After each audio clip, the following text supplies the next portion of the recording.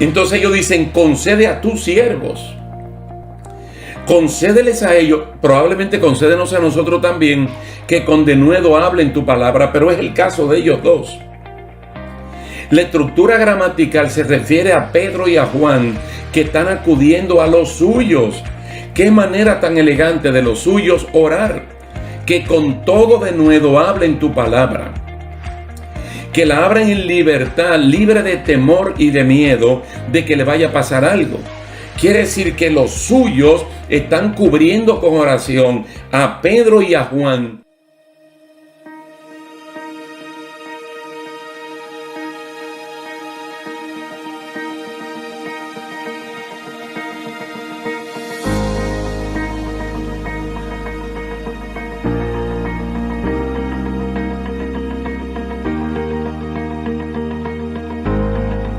¿Qué tal, queridos hermanos? Dios les bendiga, Dios les guarde. Es un placer, es un gusto reunirnos de nuevo por esta vía para continuar estudiando la palabra del Señor. Alimento para el hombre interior, para la persona interior. Y damos gracias a Dios porque su palabra es eso. La anhelamos como el niño anhela y desea la leche no adulterada. Pero luego que vamos creciendo anhelamos comer una comida sólida y es lo que estamos tratando de hacer en este tiempo.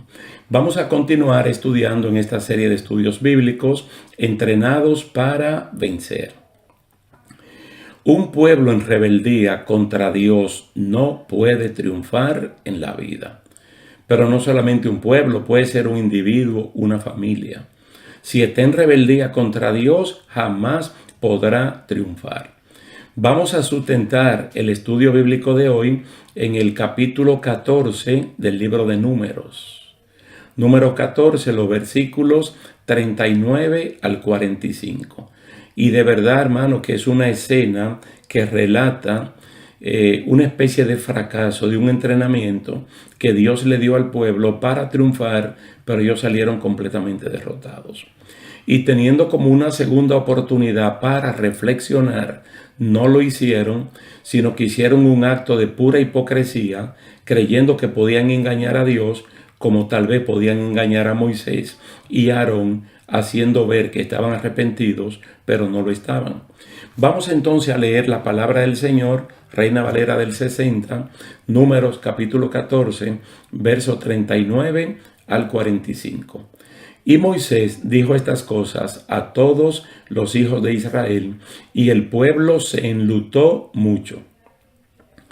Y se levantaron por la mañana y subieron a la cumbre del monte, diciendo: Henos aquí para subir al lugar del cual ha hablado Jehová, porque hemos pecado.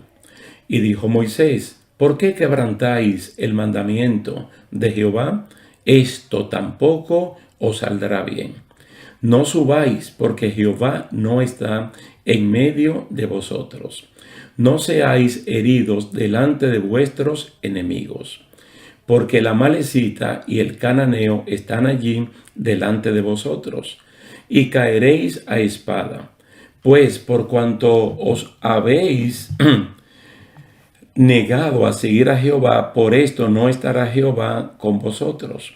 Sin embargo, se obstinaron. Fíjese la palabra, se obstinaron en subir a la cima del monte. Pero el arca del pacto de Jehová y Moisés no se apartaron de en medio del campamento. Y descendieron el amalecita y el cananeo que habitaban en aquel monte y los hirieron. Y los derrotaron persiguiéndolos hasta Horma. ¿Se da cuenta? Toda la tragedia que ocurrió con el informe de los 10 espías versus el informe de los 2 espías, Josué y Caleb, y el ánimo que le estaban dando al pueblo para, en reconocimiento de los peligros, de los gigantes, de la gente, ingresar a la tierra de la promesa y en el nombre del Señor conquistarlo. Pero ellos se negaron.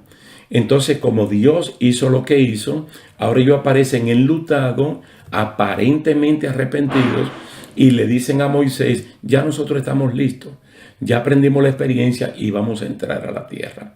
Pero a ellos se les está olvidando adrede, a propósito, que ya Dios acabó de sentenciarlos y les dijo que 40 años en el desierto hasta que pereciera completamente esa generación mayor de 20 años. Y de los de menos de 20 años, esos serían los que van a entrar. Miren, ninguna persona puede llegar muy lejos si en su vida no hay un encuentro sincero y verdadero con Dios. No se puede ser lo mismo después que Dios nos ha limpiado y perdonado. Una persona nacida de nuevo puede mover montañas, puede ver la mano de Dios por donde quiera que se mueva, siempre bajo la obediencia y la sujeción a Dios. Esta gente se arriesgó para ir a pelear contra los amalecitas y los cananeos en Horma, en contra de lo que Moisés le decía, que no fueran, que Dios no estaba con ellos. Pero ellos se empecinaron. De hecho, la palabra que aparece aquí es se obstinaron.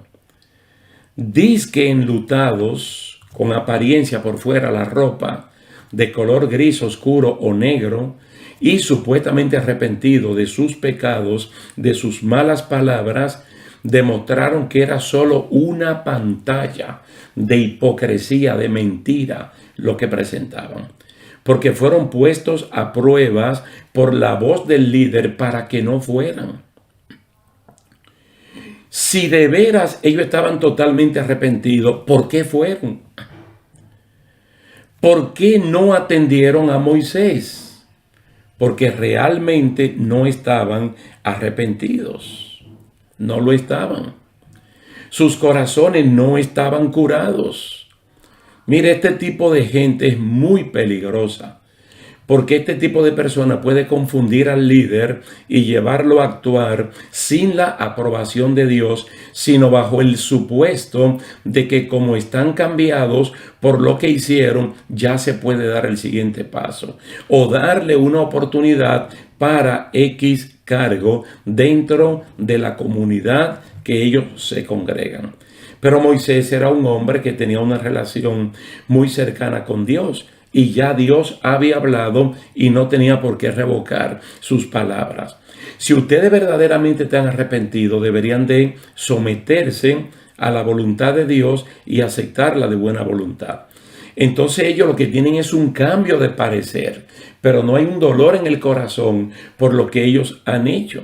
Porque el arrepentimiento supone que tiene que haber un dolor por lo que uno dijo, por lo que uno hizo, y procurar un cambio que genere 180 grados de dirección para uno ser lo opuesto a lo que estaba anteriormente.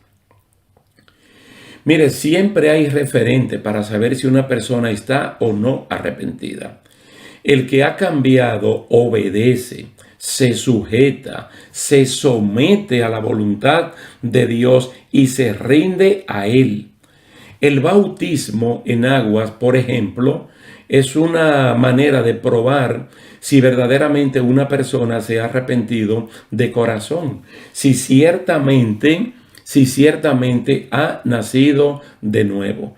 Una persona dice que ha confesado a Cristo como Señor y Salvador y uno se lo cree.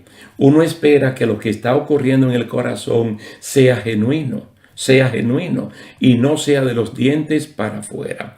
Entonces aparece el bautismo como una prueba para ver si la persona realmente está sometido al Señor.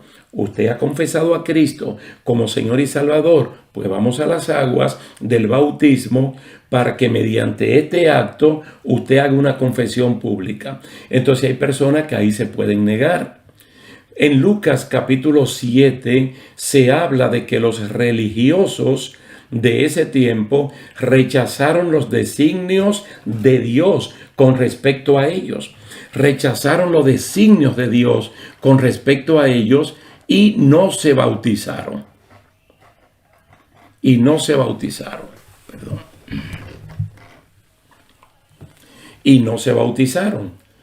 Mas, sin embargo, como ellos creían que estaban bien y realmente estaban mal, ellos no lo hicieron. Ellos pensaban que con su apariencia externa era suficiente como para ellos ser excluidos del bautismo, porque ellos no lo necesitaban. Mas sin embargo, en Lucas capítulo 7, abundando, el doctor Lucas dice que los publicanos, las rameras y los pecadores justificaron a Dios y obedecieron a Juan el Bautista, y ellos sí se bautizaron. También se puede observar en el libro de los Hechos, que un tal Simón, en Hechos capítulo 8, que un tal Simón que supuestamente se había arrepentido de sus magias, de sus hechicerías y se había convertido al cristianismo, él le ofreció dinero a Pedro y a Juan para obtener el Espíritu Santo y luego hacer con él lo que a él se le antojara. Pedro inmediatamente, sin contemplaciones, le dijo a este hombre, supuestamente arrepentido, que tanto él como su dinero perezcan, porque el poder de Dios no se compra ni se vende. Hechos capítulo 8, versículos 20 al 24. Entonces lo que le dice es que se arrepienta de corazón, que genuinamente pueda haber un cambio en su vida. Entonces hay manera, hermanos, para saber si una persona de corazón está totalmente arrepentido. Entonces la obediencia, la sujeción, el rendirse a Dios, por ahí que se prueba, por ahí que se entrena si realmente una persona ha dado el cambio.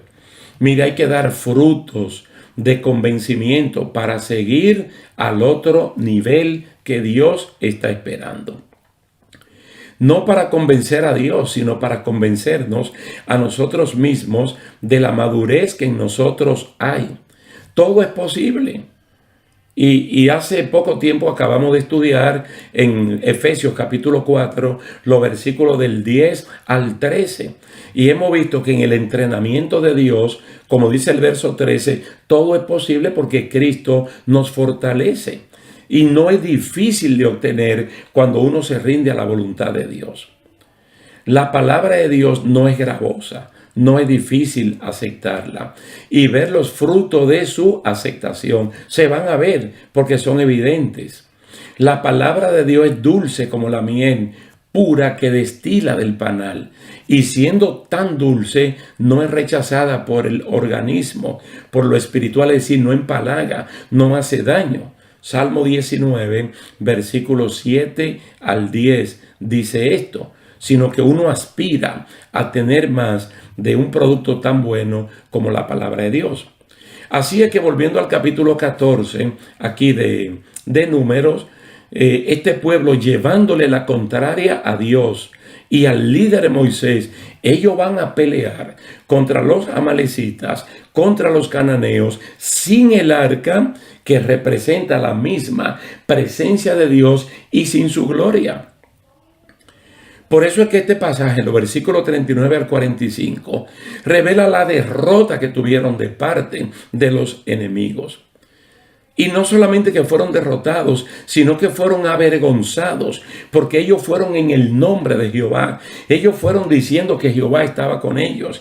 Ellos le dijeron a los enemigos, te reprendemos en el nombre de Jehová que está con nosotros. Entonces los enemigos se fueron diciendo, derrotamos a Jehová y lo derrotamos a ellos. Es decir, lo que fueron fue a pasar vergüenza.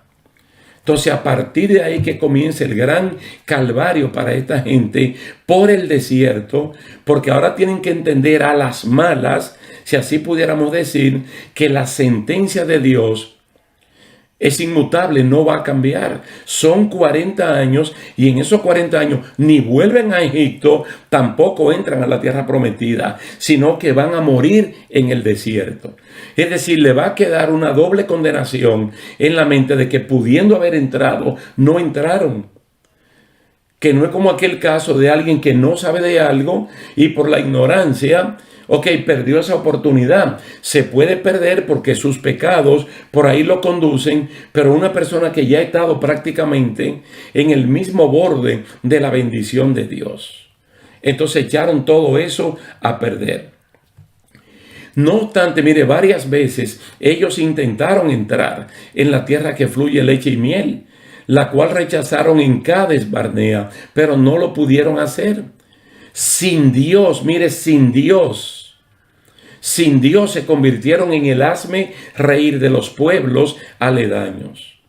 Uno dice literalmente que ellos se pasaron el tiempo dando vueltas en el desierto, pero no era dando vueltas de esta manera, era tratando de entrar por algún punto fronterizo. Tal vez ellos pensaron, no, 2 años suficientes, 5, 7, 10, yo creo que ya podemos entrar. Es que la palabra de Dios es firme. Lo dice 2 de Pedro capítulo 3. La palabra de Dios es firme. En hebreo también se habla de la firmeza de la palabra de Dios. Fue firme a través de las personas o de los ángeles mediante los cuales Dios la trajo. Ahora, la palabra de Dios dicha por boca de Jesús todavía es mucho más firme. Ellos intentaron, pero ellos no pudieron. Ellos creían que podían romper la barrera de la disciplina del Señor que se le había impuesto como castigo por desoír la voz de Dios, por atender a la voz de los rebeldes. Mire, aunque ellos ganaban algunas batallas o escaramuzas, como se le dice, por la misma misericordia de Dios, que no quería entregarlo en manos del enemigo, sino que en carne propia ellos sintieran lo que es pagar las consecuencias por la rebeldía a Dios. Ellos tal vez pensaban que Dios le iba a dar una oportunidad y decir 20 años, 30 años vamos a entrar. No. Todos los mayores de 20 años en adelante iban a morir allí. Y recuérdense que Números, el libro se llama Números porque hay números, hay estadísticas. Y en Números capítulo 1 está la estadística que dice que antes de todo esto, ellos eran 603.550, los demás de 20 años. 103.550. Y de 103.550, solamente 2 personas. Solo 2 personas, Josué y Caleb, pudieron entrar a la tierra prometida. Quiere decir que la inmensa mayoría, casi el 100%, pereció en el desierto, teniendo la oportunidad que tuvieron ellos 2 de ir. ¿Por qué creen ustedes que en algunas conversaciones hemos hablado de Noé y su familia? Especialmente Noé. Nosotros no tenemos las estadísticas de cuánto era la población del mundo en el tiempo del diluvio.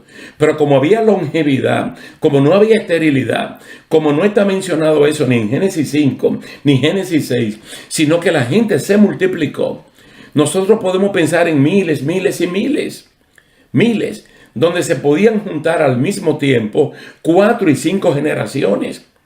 Tataranietos, bisnietos, nietos, padres, se podían juntar porque había una gran longevidad. Pero dice la palabra que por la fe de Noé, el mundo antiguo fue condenado. ¿Por qué? Porque Noé tuvo la oportunidad de hacer lo malo que esa gente hicieron y él no lo hizo. Pero toda esa gente mala tuvo la oportunidad de hacer lo bueno que hizo Noé y ellos no lo hicieron. Entonces Noé le creyó a Dios. Entonces estas 2 personas, Josué y Caleb, le creyeron a Dios. Y mire cómo son las cosas del Señor. Ellos 2 pudieron haber entrado 40 años atrás, mas sin embargo Dios no lo permitió. Dios permitió que ellos también caminaran con ese pueblo. Pero no era por ese pueblo maligno que iba a perecer, sino por todo lo que tenían menos de 20 años. Para que Josué y Caleb fueran sus líderes y su punto de referencia y la clave para poder obedecer a Dios. Al final del libro de Números, una vez más, hay una estadística y casi está multiplicado a la misma cantidad. Y ahora más de 500,000 de personas con más de 20 años pueden entrar. Pero todos los rebeldes murieron en el desierto. La sentencia de Dios fue clara. Mire, el creyente que ha sido liberado por Dios y sacado del mundo de pecado, que es representado por Egipto, inicia una jornada que lo lleva hasta la nueva Jerusalén, que desciende del cielo de Dios, porque nuestra esperanza pasa más allá del arrebatamiento, va más allá del milenio. Nuestra esperanza va hacia un cielo nuevo y hacia una tierra nueva, donde una ciudad construida por Dios, diseñada y construida por Dios, vendrá de los cielos de allá donde está Dios a la tierra nueva que Él va a crear. Y hasta ahí, hermano, va a llegar nuestra esperanza. Nosotros nos convertimos en un peregrino, en un extranjero, pero con propósito, con una meta clara, muy bien definida. Dios no se agrada de los que retroceden. Dios se agrada de los que avanzan para la conquista. Por eso es que en este proyecto uno debe obedecer todos los lineamientos del Señor y ponerse bajo su cubierta todo el tiempo. Se avanza con las armaduras de Dios en todo tiempo. Se levanta la bandera de Dios, el Jehová Nisi. El Jehová es mi bandera, y vamos caminando, identificándonos con esa bandera, que aunque estamos en este mundo no somos de aquí. Por eso es que cuando nosotros levantamos esa bandera, el Señor gobierna, hermano, donde nosotros estamos.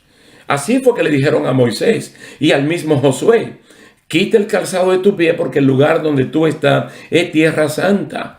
Dios la está dominando. Nosotros tenemos que aprender a perdonar a los que nos ofenden, como Dios perdona nuestras ofensas. En este peregrinaje uno se libera, uno libera la mente, los sentimientos de angustias del pasado, de amarguras, de experiencia de la esclavitud. Y ahora nosotros nos cargamos de ánimo, de esperanza, somos transformados, vamos de triunfo en triunfo, de victoria en victoria. Pero un individuo, una familia, un pueblo, una iglesia en rebeldía es un fracaso total. Ellos podrán decir: Dios está con nosotros, te reprendo en el nombre del Señor, pero los enemigos van a decir: al Señor lo conocemos, pero ustedes ¿qué poder tienen? Ninguno, absolutamente ninguno. Entonces las promesas del Señor son marcas que nos identifican a nosotros. Mire, Él pudo haber dado la tierra de Canaán sin antes prometerla. Sin prometerla, Él se la pudo haber dado. Tal y como hizo el huerto del Edén para Adán. Él no le dijo a Adán: mira, déjame hacerte y después que yo te haga te voy a dar el huerto del Edén. No, el Señor diseñó el huerto del Edén. Y al hombre que lo hizo fuera del huerto del Edén, entonces lo colocó allí y se lo dio. Y le dijo: cuídalo, lábralo, cultívalo. Una cosa extraordinaria que en algún momento usted y yo lo vamos a conocer. Entonces Dios le dio la promesa primero para que le sirva de estímulo. Y antes de alcanzar la promesa, el Señor siempre da anticipos de bendición. Y te lo está dando a ti en este mismo día. Te lo está dando en este mismo tiempo. Porque así es que el Señor trabaja. Miren, en esta vida terrenal nosotros ahora gustamos del poder celestial. Lo dice el libro de Hebreos. Ahora nosotros degustamos del poder del Espíritu Santo de Dios. En esta tierra vivimos con una doble ciudadanía. Con una doble ciudadanía. Nosotros somos ciudadanos del mundo, del planeta Tierra. No estoy hablando de un país en específico. Somos ciudadanos del mundo, pero al mismo tiempo somos ciudadanos del cielo. Tú sabes la honra tan grande que es esa. Vivimos con un pasaje garantizado de que de muerte a vida, para vivir el resto de la vida libre de temores que produce el postrer enemigo, que es la muerte.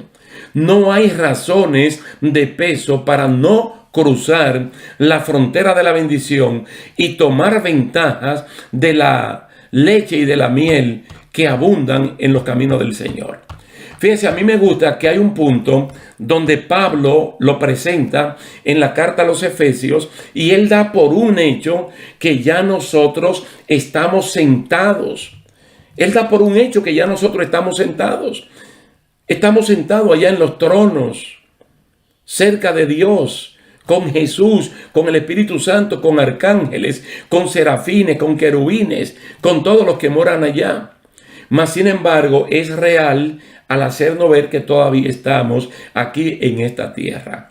Hermano, y el comportamiento nuestro tiene que ser un comportamiento que se note que estamos sujetos a Dios, que le obedecemos. Porque en obedecer es que está la bendición. Ahí es que Dios se agrada. No es en los sacrificios. A Dios le encanta la obediencia.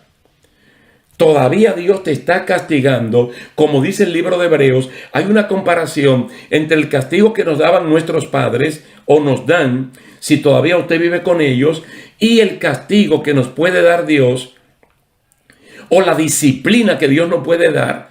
¿Y para qué son las disciplinas de Dios? Para reivindicar nuestra fe. Si este pueblo que fracasó, porque literalmente fracasó en Números capítulo 14, si este pueblo acepta de buena voluntad lo que Dios le está haciendo, ellos se pueden recuperar. Ellos pueden decir, ciertamente hemos cometido esta falta. Nosotros la reconocemos y aceptamos de buena gana la disciplina que Dios nos está imponiendo. Porque la disciplina de Dios es para que, según dice el libro de Hebreos, para que nosotros podamos gustar de su don celestial. Pero un pueblo en rebeldía, una familia en rebeldía, una persona en rebeldía, una iglesia en rebeldía, no puede triunfar en la vida. No puede triunfar en la vida. Porque a nosotros nos conviene temerle a Dios, aquel que es capaz de no solamente matar el cuerpo, sino de echar el alma en el infierno. A quienes no debemos temerle a los hombres, porque realmente no pueden hacer prácticamente nada contra nosotros. Vamos a obedecer, hermano. Su palabra es clara y precisa. Y si Él te dice no vaya, pues no vaya. Si Él te dice quédate, quédate. Si Él te dice quieto, estate quieto. Y tú vas a ver las maravillas de Dios. En este entrenamiento que Él nos está dando, es un entrenamiento que nos conduce al triunfo, a la victoria. Hermano, y en todo lo que nos va madurando, para que entonces estemos preparados y capacitados cuando se presente la oportunidad. Entonces lo vamos a comer como pan, porque Dios está con nosotros. Mire, yo quiero terminar recordándole esas palabras de Elías. 3 veces mandó a Acab a buscarlo, con 50 soldados y un capitán. Cuando llegó el primer regimiento de 51 personas, él solamente dijo, si yo soy siervo de Dios, caiga fuego del cielo y lo consuma. Pero no es un sí condicional para ver si se da o no se da. Es que como yo soy siervo de Dios, que ocurra esto y yo sea librado de las manos de esta persona que vienen a apresarme para matarme. Mire cómo el Señor puede obedecer a la voz de un hombre. Y pasó la segunda vez y la tercera vez ese capitán entendió. Y entonces se puso primeramente su vida en las manos de Elías, y este no murió. Pero cuando llegó el punto que había que quitar la claudicación del pueblo de Dios, de que no se le puede servir a Dios y a Baal, no se le puede servir al mundo y a Dios, no se le puede servir al pecado y al Espíritu Santo, este hombre hizo algo extraordinario, que hasta ese momento nunca nadie antes lo había hecho. Que fue preparar un sacrificio y colocar 4 zanjas alrededor del sacrificio, llenarla de agua y entonces invocar a Dios y el Señor responder inmediatamente, consumiendo todo el sacrificio y el fuego lamiendo, secando, consumiendo todo el agua. De tal manera que el pueblo pudo decir, Jehová es Dios y Baal no existe. Qué bueno, hermano, cuando obedecemos a Dios, Él estará allí presto para hacer la respuesta a nuestras necesidades y la fortaleza para ir a la conquista. Vamos a dejarlo hasta aquí por este momento, dándole las gracias a Dios y también a ustedes por el tiempo que han dispensado para atender el estudio de la palabra del Señor. Así es que Dios le bendiga, Dios le guarde y será hasta la próxima. El mismo Jacob, que duró 20 años viviendo en Padán Aram, o en Harán, como ustedes le quieran llamar, regresó a su tierra donde nació, porque nació en la tierra de Canaán. Y durando 20 años en aquel lugar, en Padán Aram, nunca fue llamado Jacob de Padán o Jacob el arameo. Nunca. Nunca. José, como hemos visto, dejó claro su testamento de que al momento de la visitación de Dios sus huesos debían ser llevados para ser sepultados en su tierra natal, allá en Canaán, en la tierra de la promesa. Moisés no puede, desde la posición egipcia, ser el libertador del pueblo hebreo.